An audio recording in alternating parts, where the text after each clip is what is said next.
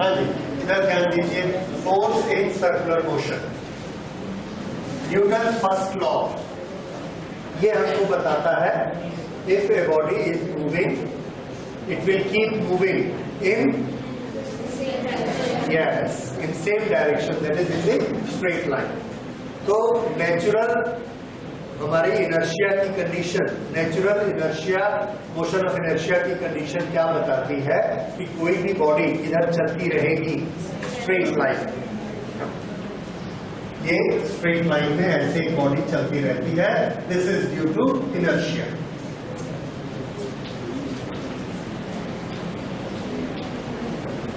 अच्छा, अब हमने क्या किया, ये जो बॉडी ऐसी चल रही थी इस पर एक एक्सटर्नल फोर्स लगाया, ये ऐसे चल रही है और हमने इसको यहां से ऐसे दबा दिया।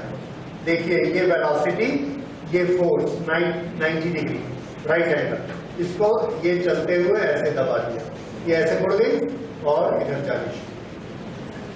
इस बॉडी पर हमने ऐसे फोर्स लगाया इस तरह, और ये इसकी वेलोसिटी जो ये वाला वेक्टर था ये ऐसे हो गई, इस तरह से मुड़ गई। ओके, अब ये ऐसे जा रही है, तो इनर्शिया के नियम से ये कैसा जाएगी, ये सीधा जाना चाहती है, लेकिन हमने फिर इस पर फोर्स लगा दिया 90 डिग्री पे, ये फोर्स को भी हमने मोड़ दिया, तो ये क्या करेगी, यहां से फिर मुड़ जाएगी। ऐसे जा रही थी और ऐसा फोर्स लगाया, ये ऐसे हो गई इस तरह से। अब ये इधर जाना चाहती है और हम इस पर फिर ऐसा फोर्स लगा देते हैं तो ये ऐसे मुड़ जाती है, फिर ऐसा फोर्स लगा देते हैं ऐसे मुड़ जाती है, फिर ऐसा फोर्स लगाते हैं तो ऐसा मुड़ेगी, फिर फोर्स लगाया ऐसे मुड़ गई, और फिर इधर फोर्स लगाया, ऐसे जाते जाते ये यहां से ऐसे मुड़ गई। फिर जब ये ऐसे सीधी जा रही थी फिर हमने फोर्स लगाया, फिर ऐसे, तो हम लगातार इस पर फोर्स लगाते हैं और हमारी कंडीशन क्या है, force is always perpendicular to velocity, ये। और इसके छोटे छोटे टुकड़े करेंगे तो हम क्या देखेंगे कि अल्टीमेटली ये क्या बन गया, circle. So this is a circular motion. कोई भी ऑब्जेक्ट अपने नेचर से, न्यूटन के फर्स्ट लॉ से कैसा चलना चाहता है, स्ट्रेट लाइन, लेकिन अगर उस पर एक फोर्स काम करे perpendicular to velocity, and it will always remain perpendicular to velocity. अगर वेलोसिटी मुड़ गई तो फोर्स भी मुड़ जाता है, और कितना हो जाता है 90, तब उसका मोशन कैसा हो जाएगा, सर्कुलर मोशन हो जाएगा, राइट। फोर्स क्या होता है, मास इनटू एक्सीलरेशन, एक्सीलरेशन क्या होता है, चेंज इन वेलोसिटी। तो ये बॉडी जो ऐसे जा रही थी इसमें थोड़ा चेंज इन वेलोसिटी आया ऐसे, और ये इसमें ही वेलोसिटी आ गई, ये वेलोसिटी से ऐसे जा रही थी, ये चेंज इन वेलोसिटी आया और वेलोसिटी ये आ गई। ये हम किसको एक्सप्लेन कर रहे हैं, एक्सीलरेशन। और एक्सीलरेशन इनटू मास क्या होता है, फोर्स। तो ये फोर्स एक्सीलरेशन पैदा करता है। So whenever we say acceleration, that means force. Whenever we say force, there has to be acceleration. और ये चीज हम पहले पढ़ चुके हैं किसमें, सेंट्रीपिटल एक्सीलरेशन, उसमें हमने ये पूरी कैलकुलेशन की है। और ये सेंट्रीपिटल एक्सीलरेशन हमको कितना मिला था,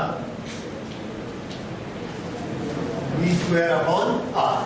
अच्छा, इधर ध्यान दीजिए, ये फोर्स ऐसा लगता है और इसके कारण ये सर्कल में घूमना शुरू कर देता है, and this becomes a circular motion. So to convert linear motion to circular motion we need a force. ये फोर्स वेलोसिटी के परपेंडिकुलर रहेगा। अगर ये वेलोसिटी टेंजेंशियल है और ये उस पर परपेंडिकुलर है तो इस डायरेक्शन को हम क्या बोलेंगे, रेडियल। ये डायरेक्शन कौन सी है, रेडियल। रेडियस सब जाकर कहां मिलते हैं, सेंटर पे। ये सभी रेडियस सेंटर पे मिलते हैं, तो इस फोर्स की डायरेक्शन टुवर्ड्स सेंटर होती है, इसलिए इसका नाम centripetal force. So this is centripetal force. ये वाला फोर्स सेंट्रीपिटल फोर्स कहलाता है। ये सेंट्रीपिटल फोर्स और ये जो मोशन है, ये कौन सा मोशन बन गया? Circular motion. एक तरह का मोशन हमने और पढ़ा है विच वाज प्रोजेक्टाइल मोशन। उसमें हमने एक ऑब्जेक्ट को ऐसे थ्रो किया, ये इसकी वेलोसिटी है और ग्रेविटी का फोर्स कैसा लगता है? नीचे। कितना एंगल बनता है? 90। ये सर्कल बनाता है कि नहीं? तो आंसर है सर्कल नहीं बनाता। ये क्या बनाता है? पैराबोला। क्यों? आंसर समझिए। जैसे ही हम ये फोर्स यहां लगाते हैं, इस फोर्स के कारण इसकी वेलोसिटी की डायरेक्शन भी बदलती है। ये ऐसे हो गई, फोर्स किधर लग रहा है? ऐसे हो गई, ऐसे हो गई। जरा एंगल देखिए, एंगल 90 है क्या हमेशा? नहीं। ये वाला फोर्स ऑलवेज 90 डिग्री नहीं रहता है।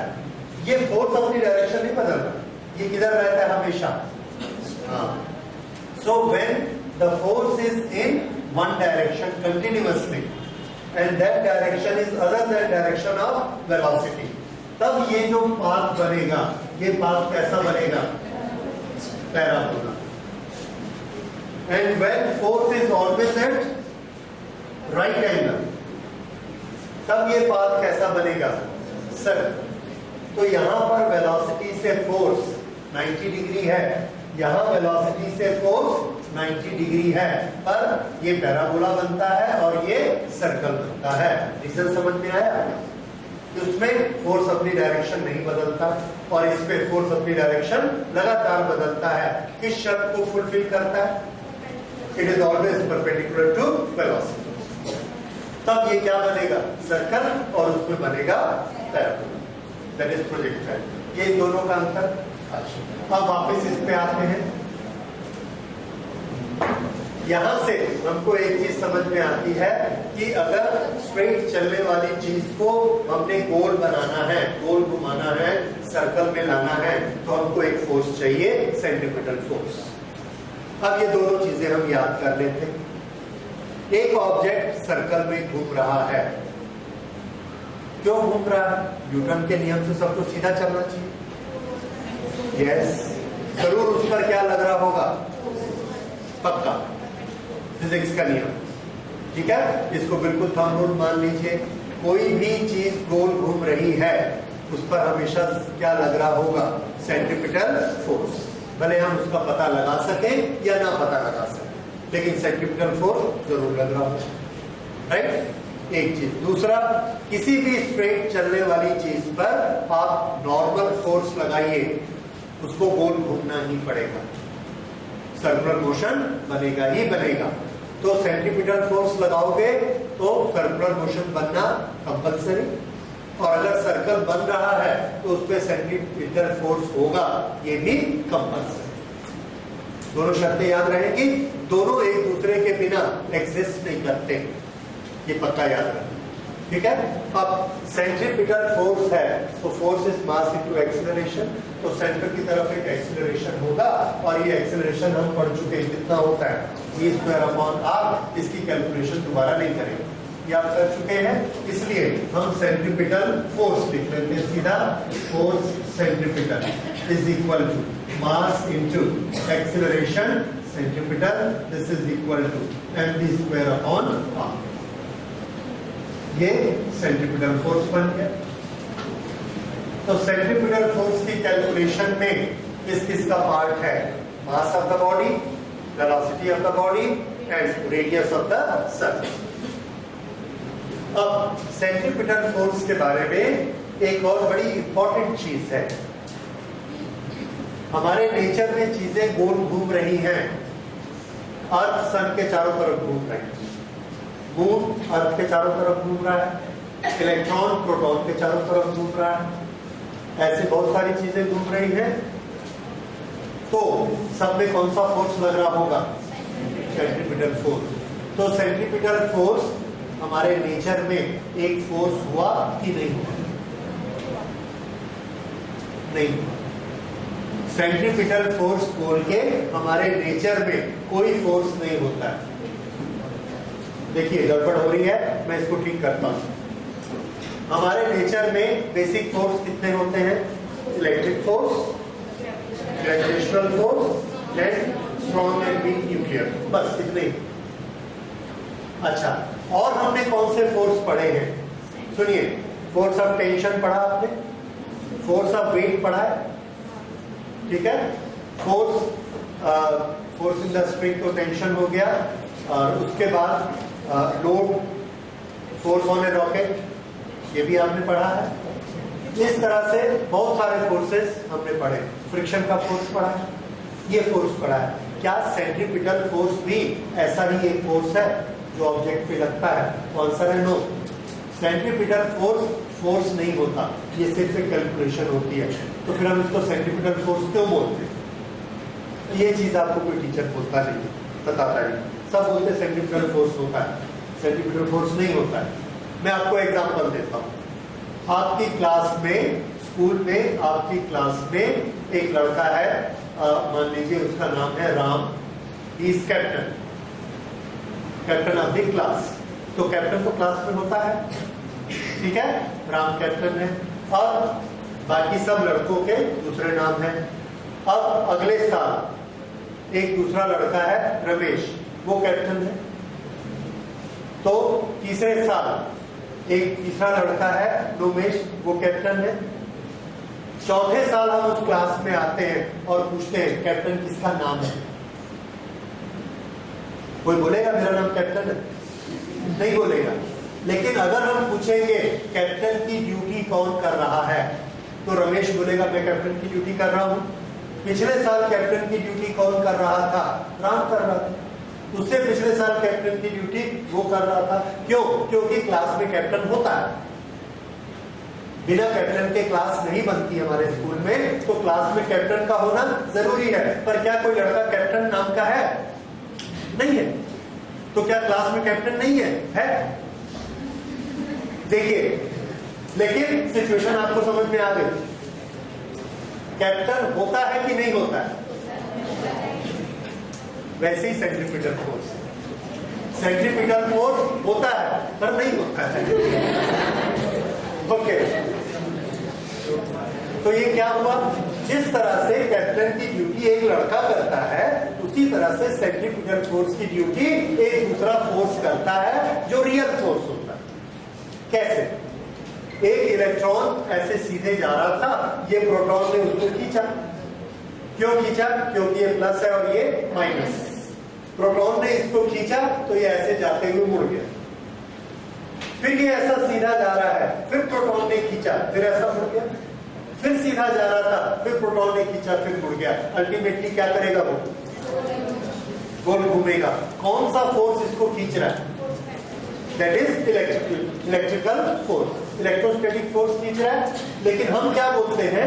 वो वाला फोर्स जो खींच के गोल घुमा दे, उसका नाम क्या? तो यहां पर सेंट्रीपिटल फोर्स की ड्यूटी कौन दे रहा है? इलेक्ट्रोस्टैटिक फोर्स, ठीक है। अच्छा, अर्थ ऐसे सीधे भाग रही है, सन के ग्रेविटेशनल फोर्स के कारण इसने इसको खींचा, मुड़ गई। फिर सीधी जा रही है, फिर सन ने खींचा, फिर मुड़ गई और गोल घूम रही है। गोल घूम रही है मतलब हमारी डेफिनेशन से इस पर जरूर एक सेंट्रीपिटल फोर्स लग रहा है। कौन लगा रहा है सेंट्रीपिटल फोर्स? हाँ, अभी ड्यूटी किसकी लगी सेंट्रीपिटल में? Gravitational force. तो यहां पर ग्रेविटेशनल फोर्स सेंट्रीपिटल फोर्स का काम कर रहा है। अब बताइए, एक धागे के साथ हमने एक पत्थर को बांधा और उसको ऐसे घुमाया, पत्थर घूम रहा है, सर्कुलर मोशन हो रहा है, सर्कुलर मोशन हो रहा है, तो सेंट्रीपिटल फोर्स की ड्यूटी कौन कर रहा है? Tension in the string. पत्थर को कौन खींच के रखा है? टेंशन अंदर खींचता है, that is tension in the string. वो ड्यूटी करता है सेंट्रीपिटल फोर्स। इस तरह से अलग अलग केसेस में आपको पहचानना आना चाहिए कि कौन से मोशन में सेंट्रीपिटल फोर्स की ड्यूटी कौन करता है। ये बात समझ में आई? और ये चीज आपको बहुत हेल्प करेगी। किस तरह से हेल्प करेगी? ये हमारे नॉलेज को, हमारे को इक्वेशन देती है। एक बॉडी जो पत्थर घूम रहा है उसका मास m है, उसकी वेलोसिटी v है, और जिस सर्कल में वो घूम रहा है उसका रेडियस r है। तो हमारी कैलकुलेशन से सेंट्रीपिटल फोर्स की कैलकुलेशन क्या होनी चाहिए? mv²/r। ये अर्थ सन के चारों तरफ घूम रही है, उसका फोर्स कितना होना चाहिए? mv²/r। अब उसमें ग्रेविटेशन का फोर्स लगता है। ग्रेविटेशन के फोर्स का हमको एक फॉर्मूला एक्चुअल मालूम है, Gm1m2/r²। वो क्या है? ग्रेविटेशन का फोर्स है। और यहाँ पर ग्रेविटेशन का फोर्स ही किसका काम कर रहा है? सेंट्रीपिटल फोर्स का। इससे हमको एक इक्वेशन मिल गया। क्या इक्वेशन मिला? Gm1/r² mv²/r। तो ये क्या चीज है mv²/r? आंसर है this is calculation of centripetal force. This is not the force, this is calculation of the force. एक इलेक्ट्रॉन प्रोटॉन के चारों तरफ घूम रहा है, दोनों के बीच में इलेक्ट्रोस्टैटिक फोर्स है। उसकी क्वांटिटी हमको मालूम है, उसकी क्वांटिटी होती है 1/4πε0 E1E2/r², Q1Q2/r²। ये इलेक्ट्रिकल फोर्स है, लेकिन वो ड्यूटी किसकी कर रहा है? सेंट्रीपिटल की। इसलिए वो किसके इक्वल हो गया? mv²/r। ये मेथड कुछ स्ट्राइक कर रहा है। एक तरफ हम क्या लेंगे? एक्चुअल फोर्स की कैलकुलेशन, और उसको किससे इक्वेट कर देंगे? सेंट्रीपिटल फोर्स से। क्यों? क्योंकि वो घूम रहा है। तो ये होता है centripetal force. Is it clear? तो आज हम ये इंट्रोडक्शन करके ये छोड़ते हैं। अगली क्लास में आप देखेंगे, it's very interesting. Centripetal force में आपको मजा आएगा। If a particle is moving in a straight line and if it wants to make a circular motion, then what is required? A force which is normal to the velocity, which always remain normal to velocity. यहाँ पर हमने force लगाया तो ये object ऐसे मुड़ जाएगा, फिर इसके नॉर्मल फोर्स लगाया, ये ऑब्जेक्ट ऐसे मुड़ जाएगा, फिर इसके नॉर्मल फोर्स लगाया, ये ऑब्जेक्ट इस तरह से मुड़ गया, फिर इसके नॉर्मल फोर्स लगाया, ये ऑब्जेक्ट ऐसा मुड़ गया, फिर इसके नॉर्मल फोर्स लगाया, ये ऑब्जेक्ट ऐसा मुड़ा, फिर इस तरह से, और फिर इसके नॉर्मल फोर्स लगाया, ऐसा मुड़ गया, और फिर इसके नॉर्मल फोर्स लगाया तो ये ऐसा मुड़ा। हमेशा वेलोसिटी और फोर्स एक दूसरे के नॉर्मल होंगे। अगर इसको बड़े छोटे छोटे पार्ट करेंगे then this will become a circle. तो ये सीधी जाने वाली चीज सर्कुलर मोशन में क्यों आ गई? क्योंकि इस पर एक फोर्स लग रहा है। That force is always normal to velocity, और वेलोसिटी इज टेंजेंशियल, तो उसका नॉर्मल जो होगा that will be radius, radius की तरफ। और रेडियस किसकी तरफ पॉइंट आउट करता है? सेंटर की तरफ। तो there will be a centre. ये सब फोर्सेस कहां मिलेंगे? The direction is towards center, therefore the name of this force is centripetal force. So what is required for a circular motion? Answer: a centripetal force is required for a circular motion.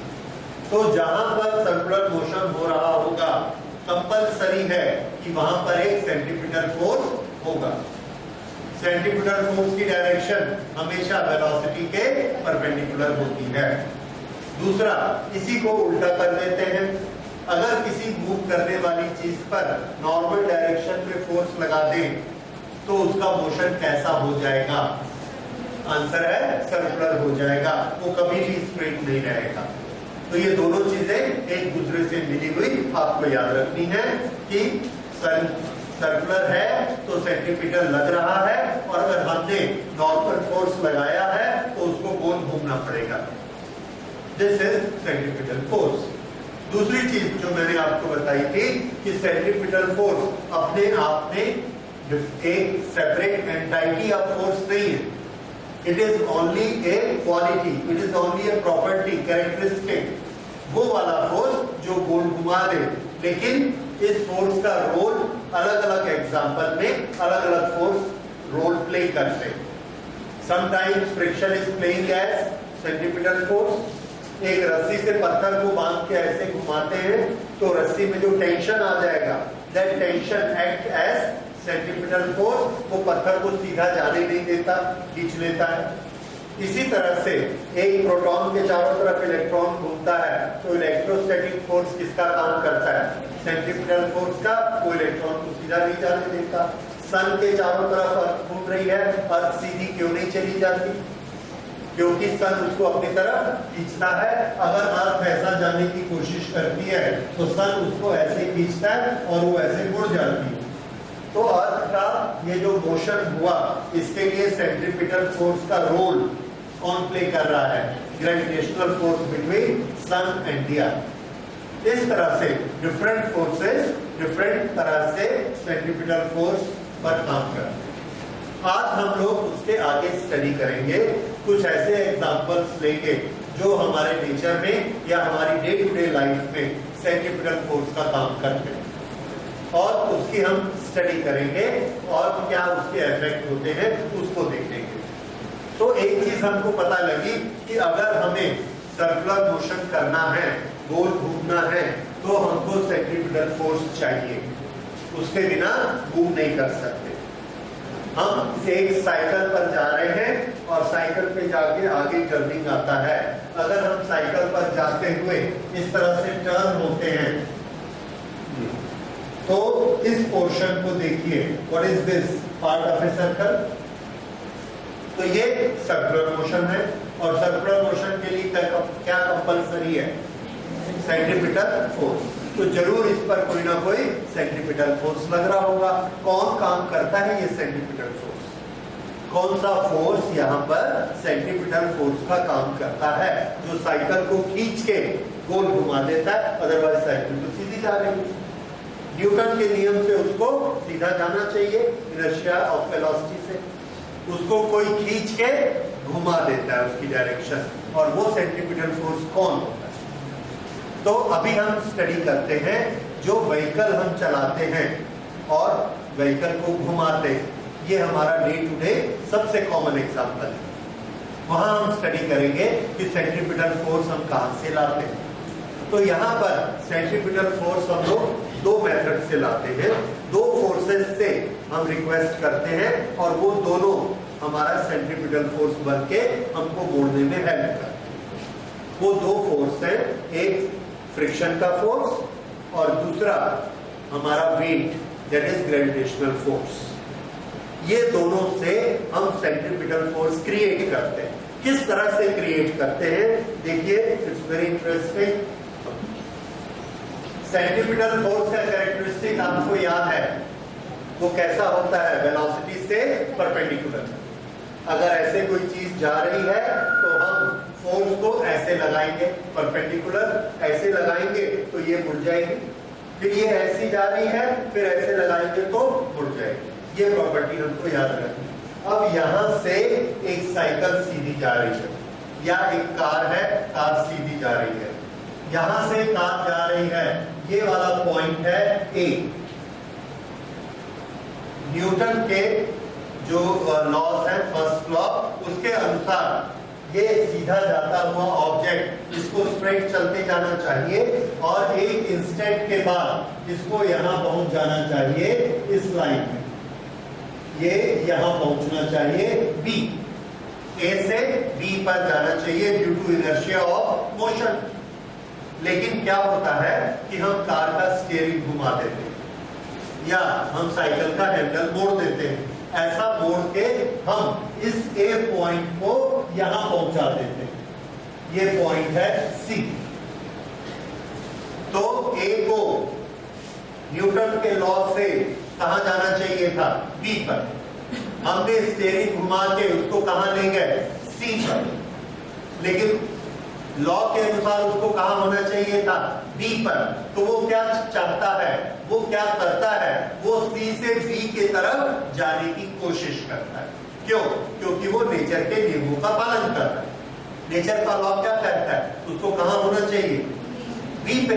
हम जबरदस्ती सी पे ले गए तो वो कहां जाना चाहेगा? बी पे जाना चाहता है, that is intention of motion, और वो सी से बी पर ऐसे जाना चाहता है। ये क्या दिखाता है? This is intention of motion.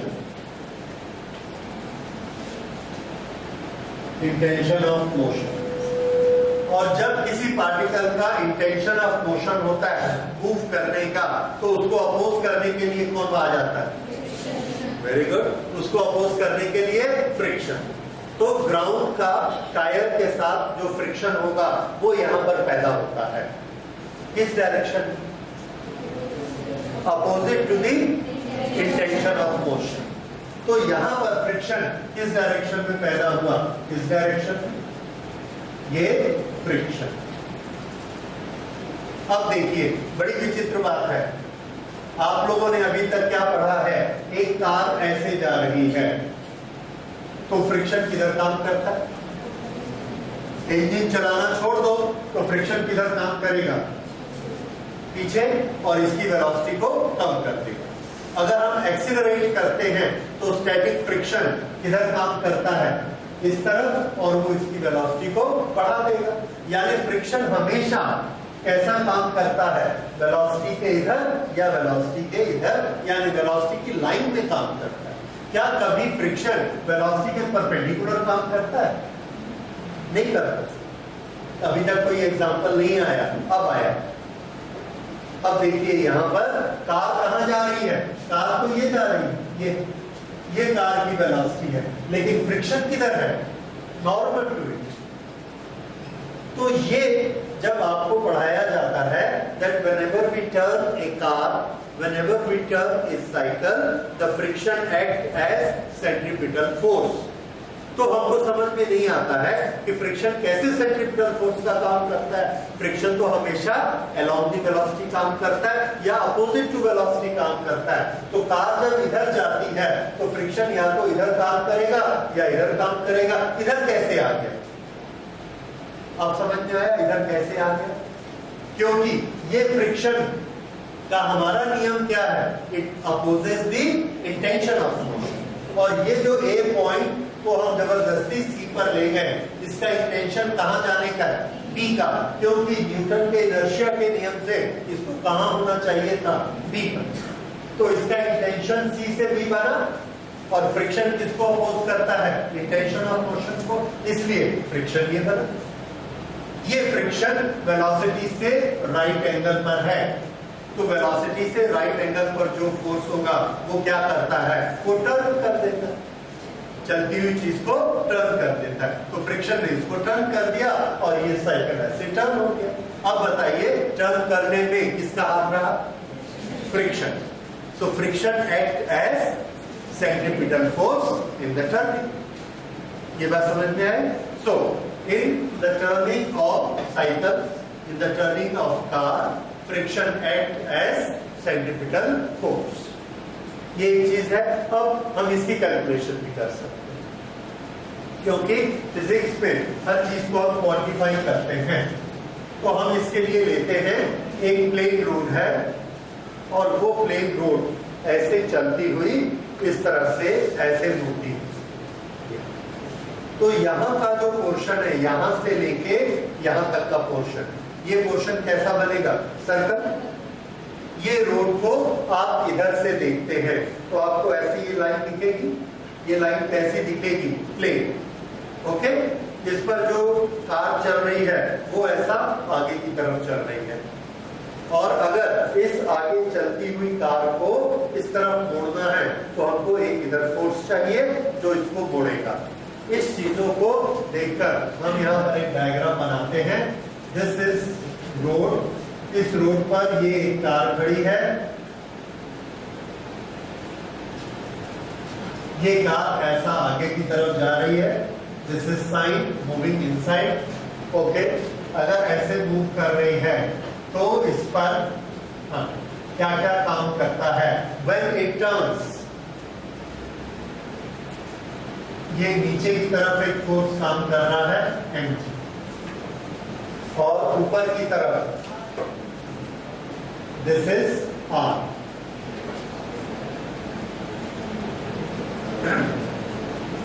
Okay, ये राल ऊपर की तरफ काम करेगा। जैसे ही हम इसको टर्न करते हैं तो फ्रिक्शन अंदर की तरफ काम करने लगता है। अब उसका इक्वेशन हम कहां से लाएंगे? तो उसके लिए हम लोग एक ये तरीका अपनाते हैं। Let us take the example of cycle.